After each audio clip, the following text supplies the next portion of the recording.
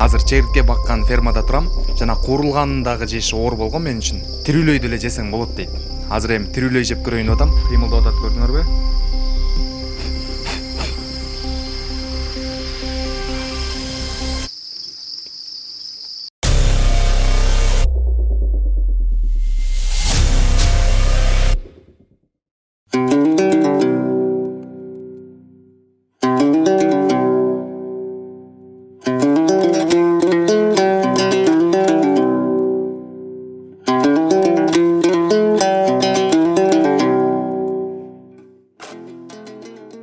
Арыбаңыздар, ардактуу тилей көрүүчүлөр, өлкөбүздө чегиртке багып, аны бизнеске айландырган адам бар экенин билчү белеңиз. Биз бүгүн дал ошол чарбага конокко келдик.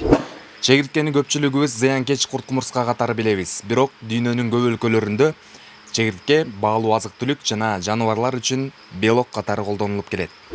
Бул чарбадагы чегирткелер атайын шартта багылып, ден соолукка пайдалуу азык катары даярдалат. Мындай баштама Орто Азия өлкөлөрүнүн ичинде Кыргызстанда алгачкы ирет ишке ашырылып жатат.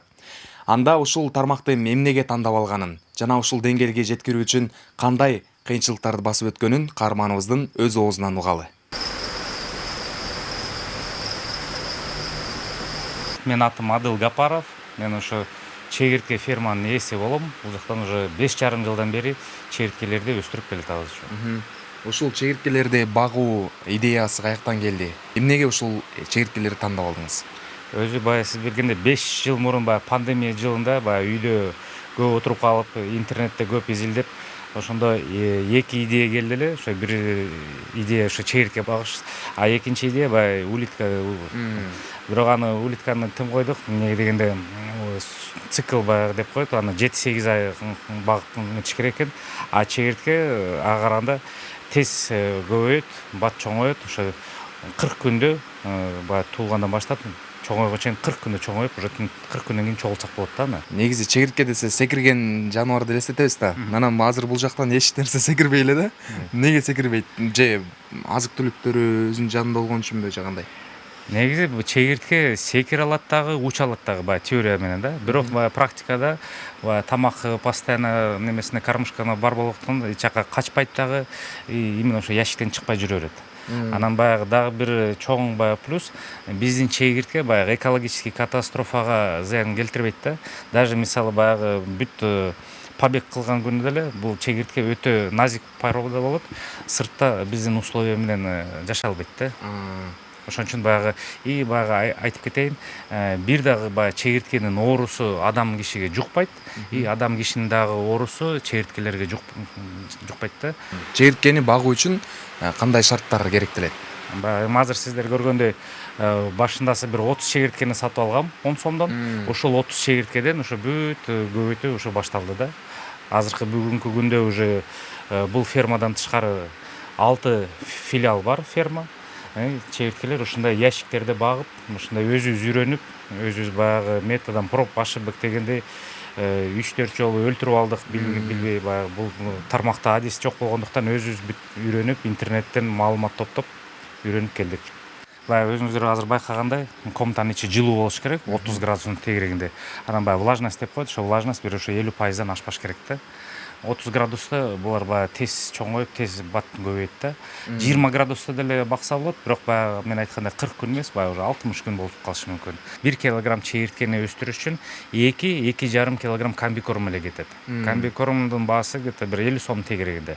Анан баягы 1 килограмм чегирткени өстүрүш үчүн 5 литр суу кетет. Ошого бул баягы өстүрүш өтө выгодный да, баягы мал менен салыштырганда же балыкты өстүрүү менен салыштырганда бул өтө выгодный да. Ар бир жактан. Мисалы мал бакканда бир жыл убактыңыз кетет, суу көп кетет, жем көп кетет. Балыктыкы деле ошондой. А чегирткеники ошо чоң плюс, жыл сайын баягы жылы бою чоңой берет, көбөй берет, жыл бою топтоп эметерсе болот да. Ошол убакта сиз билчү белеңиз, чегирткенин ушул ислам дининде адал экенин? Жок, бул боюнча дагы мындай болуп калды да. Уже бир жарым жылдан кийин, өткөндөн кийин, уже чегирткени багып баштагандан кийин бир братчикам чалып сурап калды. Байке, сүйүнчү бересизби, бир жакшы кабар бар деп. Хорошо, берейин. Не болду десем, чегиртке адал экенин билесизби? Ал кезде даже ойдо жок болчу. Кантип эле ошо курт-кумурска ушундай адал болуп калсын, койчу дедим. Ишенбей койгом. Андан кийин ошо Максат Ажынын видеосун жөнөткөндөн кийин анан базар жок дедим, анда рас анда тура эле неме направление менен кетип аттым. Кубандыңыз? Аябай кубандым.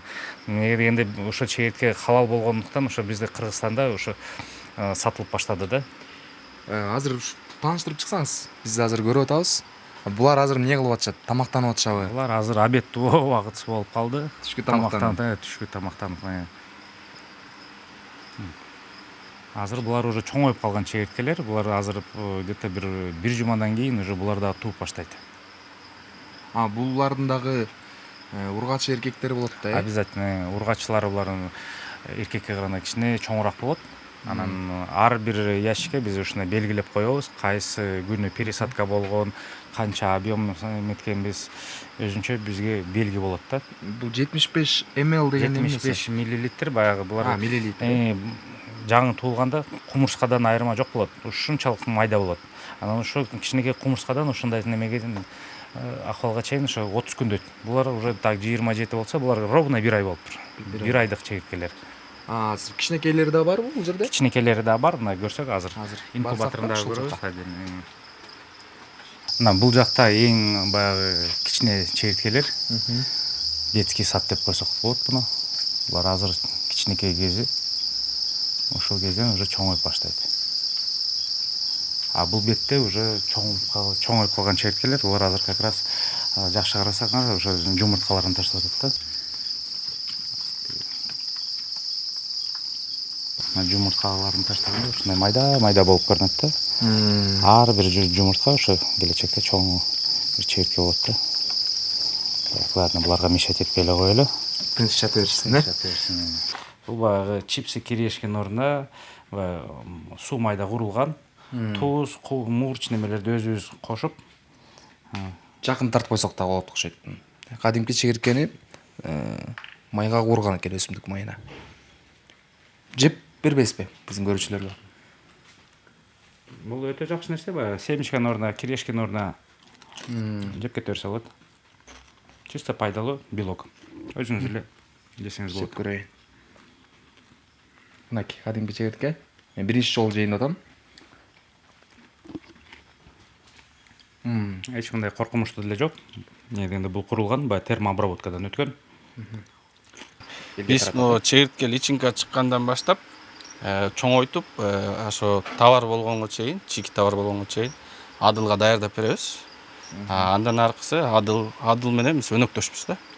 Азыр болсо биз чегирткелерди эмне кылайын деп атабыз? Чегирткелерди жыйнайын деп атабыз, бир ящикти жыйнайын деп атабыз. Кеттик анда. Азыр чегиртке жыйноо процессин көрөбүз. Бүгүн канчасы? Могу 26 Бүгүн 28. 26 июлда бул эметкен. Личинкаларды ящикке салганбыз. Ошондо бул 33 күндүк чегирткелер болуп калды азыр. Ящикти алып чыгабыз. Ящиктер жеңил эле. Кормушкасын алышыбыз керек. Анан могу суу ичкен трубасы. Бул суу могу жип аркылуу суу ичет да булар. Жип менен суу ичеби? Жиптен ичет. Бунун ичине суу куюлуп турат күнгө. Анан мынакей бул трубасын алып таштайбыз. Ошондо жипке жабышып алып анан сорушат экен да, ошондо. Тили менен эметип эле. Булар могунун арасында азыр жүрүшөт чегирткенин баарычы. Могулар силкигенде булар ушот. Эми жерде эме бар, 30 жумуртканын лотогу бар да, мындай. Силкигенде могу жакшыраак сакталып калгандарын мындайраак алып коем. Мынакей. Анан көбү уже мун тешилип жарабай калат да, булар экинчи жолу колдонгонго уже жарабайт да булар.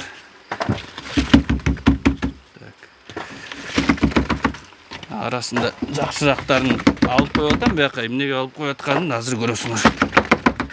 Эмне себептен тешилип калат? Буттары мененби? Булар жеп коет ушу кагазды дагычы. Кагазды жеп салат. Так, бирок негизи батылат дерген. Мен мына силкип туруп эле. Булар уже эмеден түшүп баштады да. Могу жерде азыр менин көзүм менен 2 килограммга жакын бар экен да. Анан буну тергенден кийин веске тартып дагы көрөбүз. Могу жакшыраак лотокторумду, катуураактарын минтип коем азыр. Мынакей, бияна да экини коем. Азыр өстөрү эле 1-2 мүнөттүн ичинде могунун үстүнө чыгат.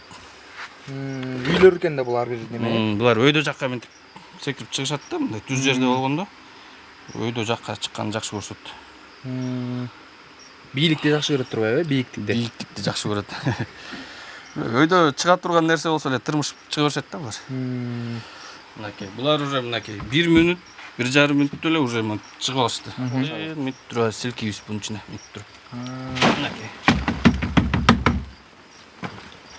Так, 1 2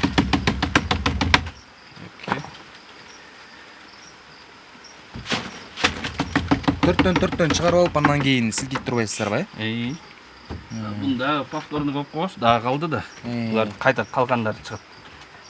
Өзү эле колго түшүп берет экен да булар, Ушул терүүнүн методун бул адыл баарын уже изучать эметкен да.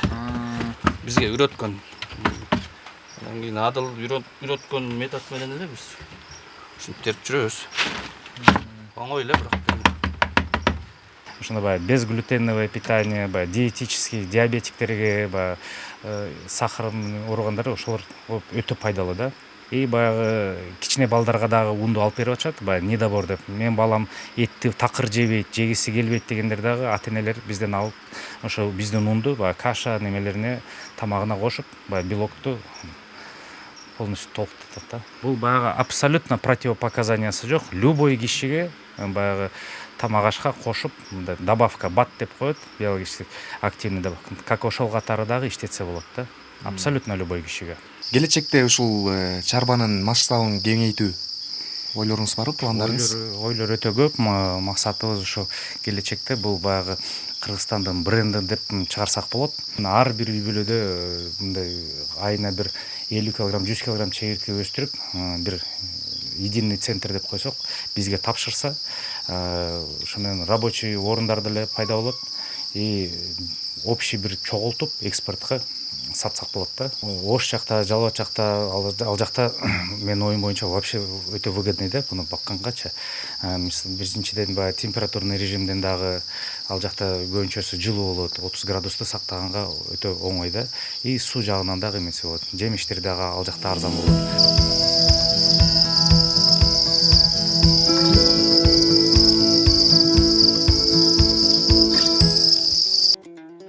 Ардактуу көрүүчүлөр, буга чейин чегирткени зыяндуу курт кумурска катары гана билсек, бул көрсөтүүдөн кийин чегирткенин пайдалуу жактарын дагы билип алдык деген ойдомун. Кийинки эфирлерден көрүшкөнчө сак саламатта туруңуздар.